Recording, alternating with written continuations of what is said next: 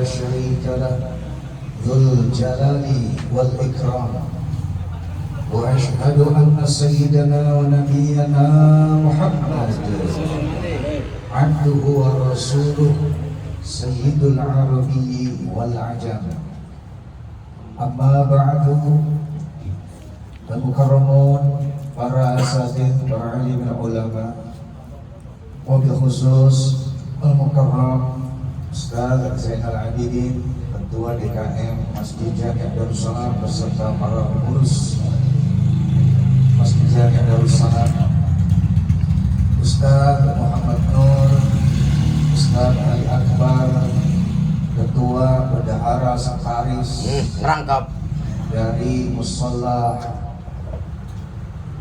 Manarul Huda, Ustaz Heri Mukhtar, aparatur pemerintah tingkat 7, ada 09, 011, 0 berapa lagi? 02.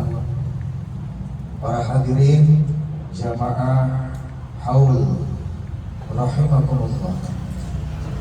Malam hari ini sebagaimana undangan yang telah diberikan kepada kita adalah dalam rangka kita mendoakan daripada sahibul hajat, sahibul bait, Ibu Hajjah Siti Khadijah beserta keluarga yang mengundang kita dalam rangka memperingati haul daripada orang tua dan suami tercinta, yaitu Bapak almarhum Bapak Abdul Hadi bin Sumar dan juga almarhum Haji Maki bin Akram beserta para keluarga mereka. Kita berharap apa yang kita baca tadi, surat Yasin yang kita baca, tahlil beserta doa yang kita baca, semuanya diterima oleh Allah Subhanahu wa taala sehingga menjadikan kubur mereka rawdah min riyadil jannah, taman daripada taman surganya Allah Subhanahu wa taala. Amin ya Allah. Nanti mohon izin setelah acara Ustaz Ali Akbar saya untuk doa konten lah bahasanya. Karena dia udah bisik-bisik saya, tugas saya udah kebanyakan katanya. Tadi bisikannya begitu. Pulang dari Iran, nunduk rudal, hal-hal damai, balik lagi kemarin. Katanya dari Cina Taipei. Gaji kalau mau karang pakai kedapatan tugas. Baik hadirin, bahwa berbicara tentang kematian, haul memperingati haul identik dengan telah berpulangnya seseorang, dan berbicara tentang kematian adalah suatu perkara yang misteri yang kita masih hidup saat ini tidak tahu kapan, waktu, dan tempatnya. Pernah Nabi SAW ditanya, wahai Rasul, di dalam Al-Quran dijelaskan, yas'alunaka 'anir ruh. Mereka bertanya kepada Nabi, apakah roh itu? Di manakah roh itu? Qulir ruhu min amri rabbi. Kemudian Allah pun turunkan firman-Nya, sesungguhnya yang namanya roh itu adalah urusanku. Karena tidak ada satupun manusia, jangankan kita, jangankan ulama, para anbiya, nabi-nabi termasuk Nabi Muhammad pun tidak tahu di mana letaknya roh itu. Roh kita apakah ada di dalam diri kita? Apakah ada di luar diri kita? Ruh yang sudah berpulang ke rahmatullah, kemana Allah letakkan? Gak ada yang tahu. Itu semua rahasia daripada Allah Subhanahu Wa ta'ala. Banyak yang dirahasiakan. Datangnya hari kiamat, gak ada yang tahu. Kalau ada yang tahu datangnya hari kiamat, repot urusan. Semua siap-siap pada benar semua orang. Maka dirahasiakan. Jodoh dirahasiakan, rezeki dirahasiakan, maut kematian pun dirahasiakan berupa yang namanya roh berpisah daripada diri kita. Maka 3 hal yang akan kami sampaikan di kesempatan kali ini. Pertama, yaitu mengenai unsur mayit. Beliau almarhum Haji Naki Bapak Abdul Hadi telah berpulang ke rahmatullah. Pun begitu, kita punya orang tua, punya anak, ada yang sudah meninggal dunia, berpulang ke rahmatullah.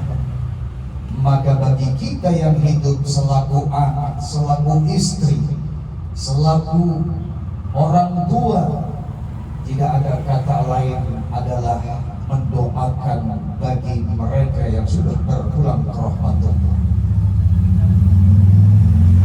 Karena banyak yang beranggapan orang sih mah kalau sudah meninggal dunia, udah mati, udah nggak usah lagi apa-apain.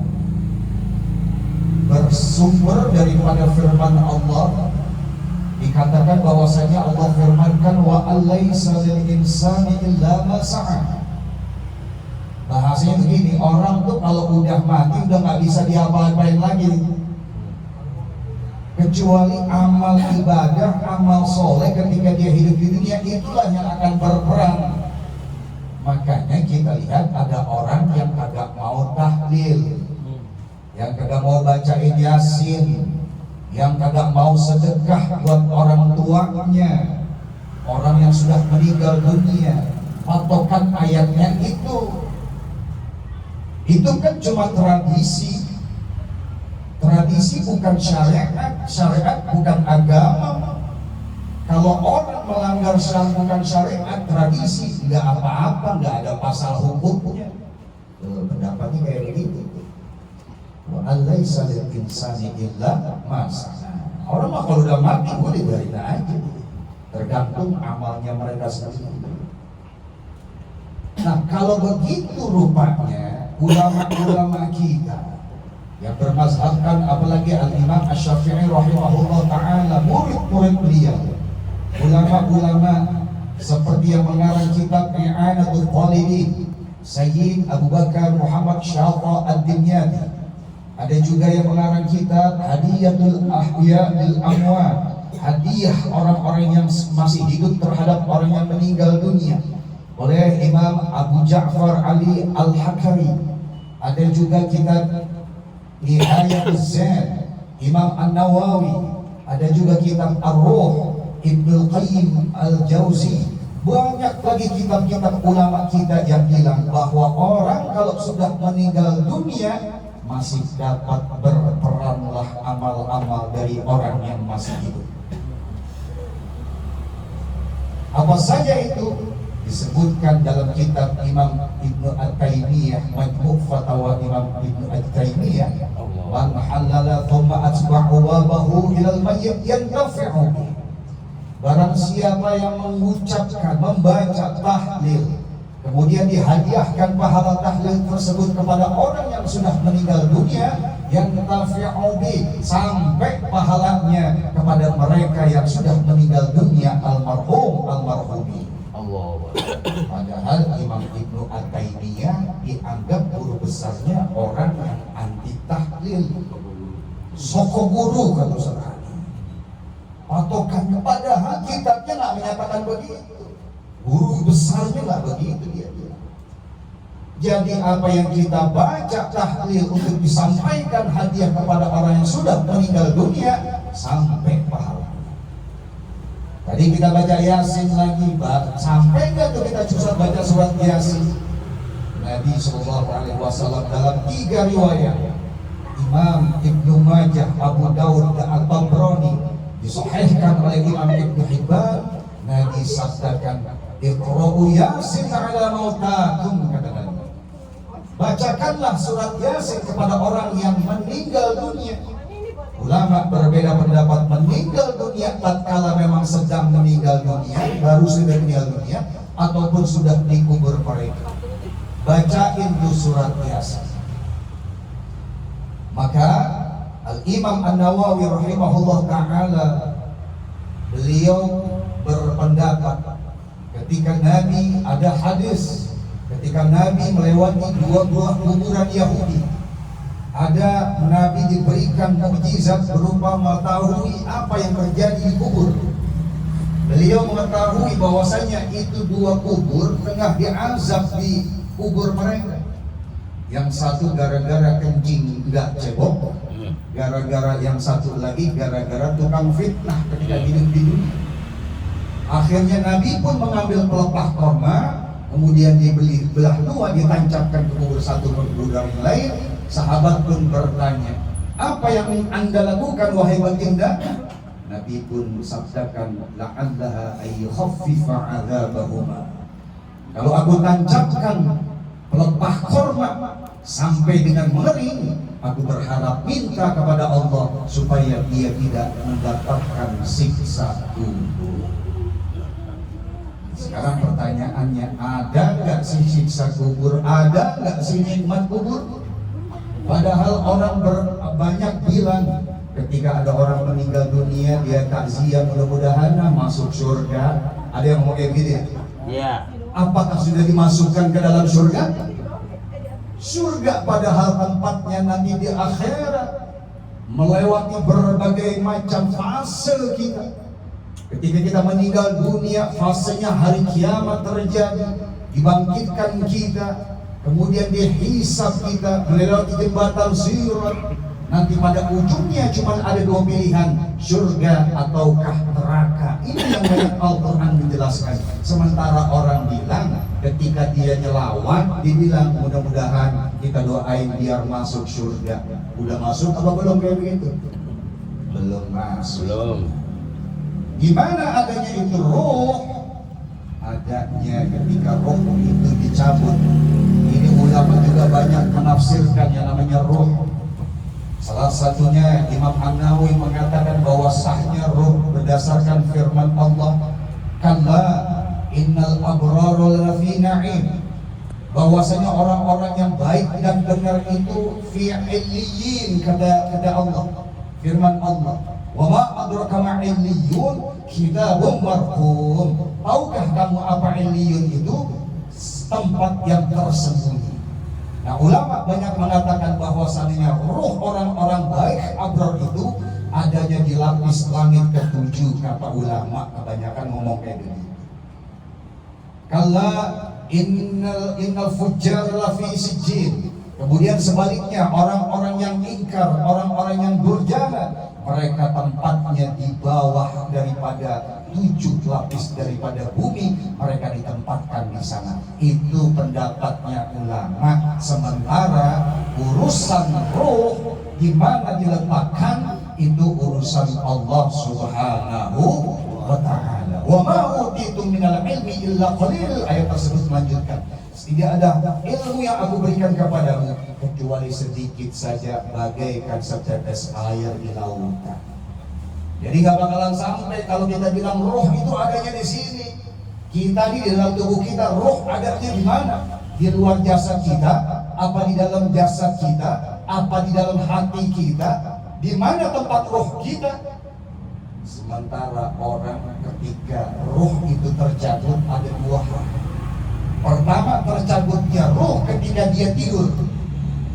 Jadi kalau kita tidur, Pak, walaupun tidur kita ngomong, roh itu dicabut sementara Allah. Yang kedua, ketika Allah izinkan dia meninggal dunia, dia mati, roh tersebut juga dicabut atas izin Allah.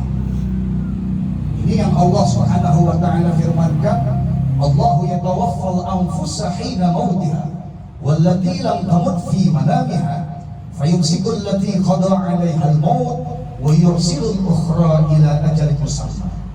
Kata Allah Subhanahu wa ta'ala, akulah yang mencabut roh seseorang ketika dia sedang tidur dan mencabut rohnya ketika aku takdirkan dia mati. Kemudian aku balikkan lagi sesuai dengan izinku orang yang tidur tadi itu rohnya, sehingga dia bisa bangun tidur kembali. Dan yang aku tidak izinkan, aku pegang rohnya sampai dia mati, kemudian dia dikubur. Ustaz, itu kan orang kalau tidur kan masih napas.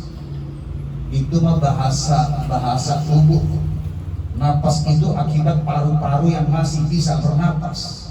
aliran darah normal, jantung masih sehat, tapi yang sebab namanya roh sementara dicabut oleh Allah Subhanahu wa Ta'ala, maka orang tidur kadang-kadang sudah tidak lagi berpisah rohnya untuk sementara. Makanya kalau kita bangun tidur, kita baca doanya kayak gimana? Alhamdulillahilladzi ahyana ba'da ma amatana wa ilaihi nusyur. Segala puji bagi Allah yang telah menghidupkan kami dari kematian kami tadi. Mati kita sementara. Maka tidak ada kata lain. Apa yang disuguhkan surat Yasin tadi kita bacakan sampai pahalanya. Makanan-makanan yang dihidangkan untuk kita para jamaah, kemudian diniatkan pahalanya untuk almarhum. Saya mau tanya, kira-kira almarhum kenyang nggak di sana? Kenyang. Yang kenyang kita apa almarhum? Almarhum. Kalau almarhum masih butuh kayak begini-begini, besok bawain pisang, pandan, jeruk, apalagi yang didemen kopi, risong. Udah nggak butuh lagi mereka. Mereka yang masih butuh kayak begini-begini, kita yang masih hidup. Kenapa? Karena jasad kita masih menempel, roh kita masih menempel di jasad. Sementara kalau roh sudah berpisah, udah nggak perlu lagi kayak begini-begini nih, udah nggak perlu makan, udah nggak perlu minum. Makanannya berubah menjadi doa, apa yang kita makan, yang kita kirimkan. Dan apakah mereka disiksa atau diberikan nikmat kubur? Al-Quran kembali menjelaskan. Tadi kita baca surat Yasin. Qila dukhulil jannah qala ya laita qaumi ya'lamun. Mereka dikatakan kepada Allah, masuklah dalam kesenangan surga. Ketika itu mereka berkata, waduh kalau begini mah saya kabarin sama teman-teman saya. Bahasa begitu. Jadi yang namanya nikmat kubur itu berupa kenikmatan surga, karena barzakh itu alam pemisah. Wa min waraihim barzakhun ila yaumi yub'atsun. Di antara mereka ada dinding. Barzakh itu artinya dinding antara roh kematian dan juga alam akhirat. Ditampakkanlah kesenangan-kesenangan sebagian kecil daripada surga. Mereka girang karenanya, mereka senang karenanya. Makanya orang bilang ketika ada roh yang baik itu, ulama juga berpendapat tidurnya cepet banget kayak orang pengantin. Kan kalau orang baru nikah kan baru malam pertama biasanya begitu. Acara kelar jam 12 mau tidur, nyicipin dulu sedikit, lah udah subuh banget. Baru nyicipin dikit. Begitupun dengan orang-orang yang mendapatkan siksa daripada kubur. Ini juga yang Allah firmankan di dalam surat Al-Ghafir. An-nar yu'riduna ghudan wa 'ashiyya. Yang namanya neraka itu diperlihatkan di alam kubur mereka. Sebagaimana Al-Fir'aun diperlihatkan neraka yang akan mengancam kepada mereka pagi dan petang. Jadi orang-orang yang mendapatkan siksa kubur itu, mereka ditampakkan begitu dahsyatnya siksa api neraka, sehingga mereka ketika dibangkitkan, ini juga yang kita baca surat Yasin. Ketika mereka dibangkitkan, qalu ya wailana man ba'athana min marqadina hadza ma wa'ada ar-rahman wa sadaqa mursalun. Ya Rabb, ini siapa yang bangunin kita? Padahal kita lagi di dalam kubur kita takut akan menghadapi siksa daripada api neraka. Mereka nggak mau dibangunin, mendingan di kuburan aja. Padahal hari kiamat sudah tiba waktunya. Maka apa yang diberikan berupa suguhan, ini ada air putih, ada le minerale, ada juga merek Leo. Tapi sayang kopinya belum timbul. Bentar lagi Pak Ustaz. Masak air kok yang matang biar mendidih. Asli, biar enak. Begitu. Apalagi kopi. Masya Allah. Apa yang sengaja diniatkan pahalanya untuk almarhum? Kira-kira sampai berada. Sampai. Mesti yakin. Sakit. Mesti yakin. Ulama-ulama kita udah bilang banyak-banyak kitabnya. Dan dalil-dalil Al-Quran pun menyebutkan kita bukannya pesimis, kita bukannya tidak menyinggung mereka, tapi nata'awan fi man tafaqna wa nata'adzar fi man tadarna. Kita saling tolong menolong ketika kita bermufakat dengan sesuatu yang sama berupa hal ibadah, tapi jangan saling menghina, bahkan saling menyalahkan yang lain ketika mereka berbeda pendapat. Yang enggak yasinan, enggak tahlilan, kagak arwahan silahkan, tapi yang arwahan jangan diledek, bilang kagak sampai pahalanya. Begitu maksudnya. Lana a'maluna walakum a'malukum. Ada dalilnya. Sementara ulama-ulama kita pun banyak menyebutkan dalilnya. Masya Allah. Yang kedua, unsur daripada ahlul mayyit, orang yang sudah masih hidup ditinggalkan oleh almarhum kita nih yang masih hidup. Apakah terputus amal kita untuk menghadiahkan mereka sementara kita pengen mereka senang di alam barzakh mereka? Datanglah seorang dari Bani Salamah. Ketika Nabi duduk, Nabi ditanya, "Hal baqiya min birri walidayya syai'un abarhuma ba'da wafatihima?" Ya Rasul, apakah ketika orang tua kami, bapak kami, suami kami, anak kami, kakek kami, semua yang sudah meninggal dunia, meninggal dunia, kopi datang mulai Biar kelamaan. semua yang meninggal dunia itu terputus amalnya, apa yang akan kami perbuat ya Rasul untuk mereka? Kemudian Nabi pun berkata, al-istighfar lahuma, as-salatu alaihima, senantiasa membacakan istighfar bagi mereka. Kemudian wa inqadhu ahdihima, kemudian janji-janji atau wasiat yang mereka pernah berikan kepada kita yang masih hidup tunaikan. Wa ikramu sadiqihima, dan muliakan teman-teman mereka apabila ketika hidup di dunia mereka memuliakan mereka.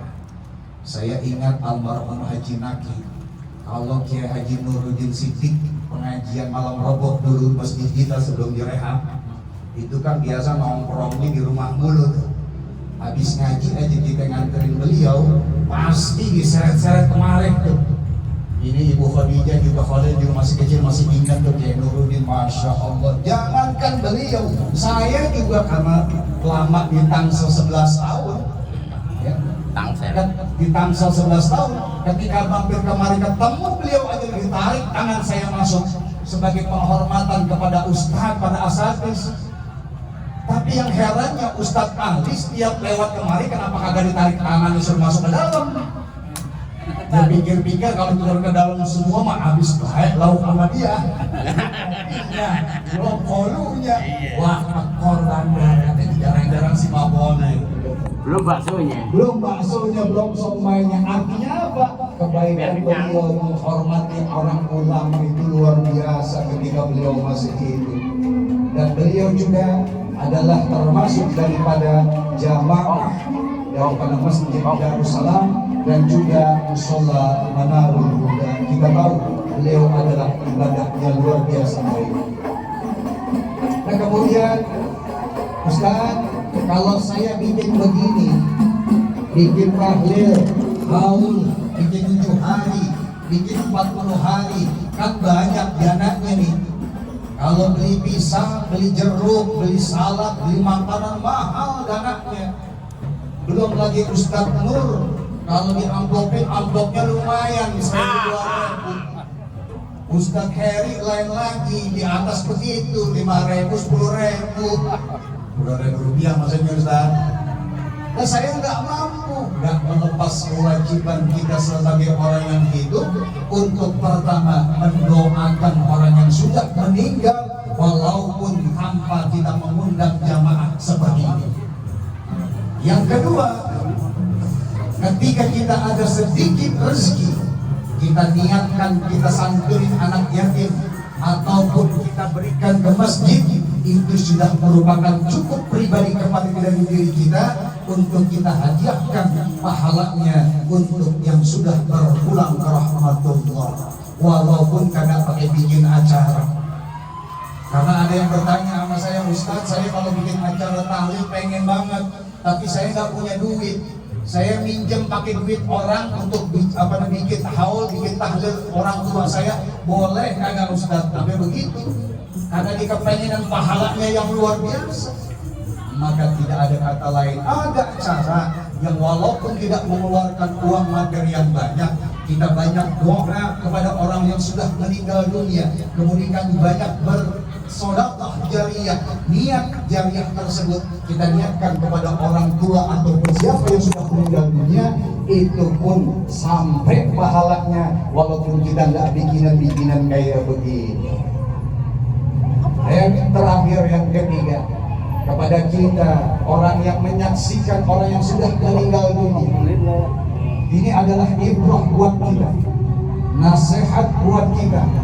Bagaimana kita yang masih hidup sewaktu waktu pun akan mengalami yang namanya kematian. Kita akan menyusul mereka. Dan orang-orang yang soleh, banyak ulama menjelaskan, ketika mereka di alam barzakh, mereka berkumpul kepada keluarganya yang soleh dan solehah. Mereka berkumpul kepada para kerabatnya.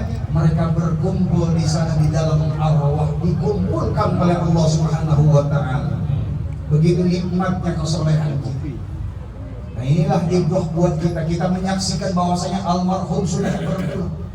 Kita yang umur kita sekarang saja, saya udah malah 50. Saya nggak tahu mau berapa tahun lagi. Yang lebih tua lagi ada yang udah 70. Saya ini udah 70, alhamdulillah masih seger buger. Kemarin saya nyolatin di Ciputat, bocah bayi baru 4 bulan meninggal dunia. Di situ juga ada kalau salah bayi ini. Ya. Udah disebut anaknya Patudin, cucunya Patudin, sama di Ciputat lagi ke sana juga ada yang bayangin bayi bocah. Ustaz saya ini udah nyampe 70 masih hidup aja sampai sekarang. Orang kata bosan, aku bosan apa itu? Karena yang namanya hidup itu sunnatullah, kita tahu rumusnya. Apa rumusnya? Dunia bukannya tempat tinggal, tapi dunia adalah tempatnya kita meninggal. Itu rumusnya. Maka jangan bela-belain buat urusan dunia, sehingga menghalalkan berbagai macam cara dan menghalalkan apa yang diharamkan oleh Allah Subhanahu wa Ta'ala. Dunia bukan tempat tinggal, tapi dunia adalah tempatnya kita meninggal. Tidak ada yang abadi di dunia ini. Yang abadi hanyalah janji Allah Subhanahu wa Ta'ala ketika kita nanti di akhirat. Ketika kita dimasukkan ke surganya Allah dengan amal soleh, amal ibadah, dengan akhlak kita kekal di sana dijanjikan oleh Allah. Tapi sebaliknya, yang durjana, yang tidak mau ibadah, yang tidak mau beramal baik, yang tidak berakhlak kepada Allah dan kepada manusia dan sekitarnya, kekekalan api neraka pun mereka akan dapatkan. Na'udzubillahi min dzalik. Ini ibrah buat kita, nasihat yang diam. Apa itu kematian? Cobalah kita jangankan almarhum yang sudah dikuburkan 4 tahun, Haji Muhammad Najib. Ini ketika kita melihat orang meninggal dunia, coba lihat mulutnya masih ada, tapi udah nggak bisa ngomong lagi. Hidungnya masih ada, tapi udah nggak bisa napas lagi. Tangannya masih ada, tapi udah nggak bisa megang handphone lagi. Pencet sana, pencet sono, pencet sini. Saya melihat ada yang pencet. Langsung saya lepas nih. Itu ibrah buat kita pun suatu waktu. Kita pun akan menemui masa seperti itu, berpisahnya ruh daripada jasad kita. Maka mumpung, apalagi sekarang di tanggal 2 Muharram 1447, tanggal 2 sekarang ya, karena pergantian tahun itu, pergantian hari itu di dalam Islam ketika maghrib, tapi nasional ketika jam 12. Salah, jam 12 siang. Yang di tanggal 2. Yang penting benar 12. Tahun baru bukan berarti bertambah kita umur kita, tapi pada hakikatnya semakin bertambah tahun, hakikatnya makin berkurang umur kita, jatah kita hidup di muka bumi ini. Aish masih kita, kata Nabi, silakan hidup sesuai seleramu. Fa innaka mayyitun, tapi ingat, kamu akan mati juga. Wa ahbib ma syi'ta man syi'ta. Cintai apa yang kamu ingin cintai di dunia. Tapi ingat, apa yang kamu cintai akan terpisah darimu. Rumah yang kita bangga-banggakan, anak yang kita banggakan, istri yang kita banggakan, suami yang kita banggakan, semuanya akan berpisah daripada kita. Silakan. Maka cinta, maka hidup seadanya saja, sedang-sedang saja. Jangan sampai mengalahkan kecintaan kita kepada Allah dan Rasulnya, dan juga berjuang di dalam agamanya Allah Subhanahu wa Ta'ala. Ini saja 3 hal unsur sebagai perenungan buat kita. Haul yang telah diperingati oleh Sahibul Hajat, Ibunda Hajjah Siti Khadijah, semuanya bermanfaat dan bikin Allah yang diniatkan pahalanya untuk mereka. Mereka girang apa yang mereka dihadiahkan untuk subuhan-subuhan kali ini yang diberikan kepada kita semua. Kita cuma sekedar wasilah, tapi pahalanya Allah yang mengatur semua disampaikan kembali kepada apa yang kita niatkan. Barang siapa yang berniat kebaikan, maka akan baru berniat saja 2 pahalanya, tapi berniat keburukan bukan malah keburukan pahalanya, tapi masih 1 kebaikan. Sebelum dia melakukan keburukan tersebut, ternyata baru niat saja sudah ada pahalanya. Apalagi sudah melakukan hal-hal yang seperti ini, kita yakin pasti ada pahalanya. Wallahul muwaffiq ila aqwamit thoriq. Assalamualaikum warahmatullahi wabarakatuh.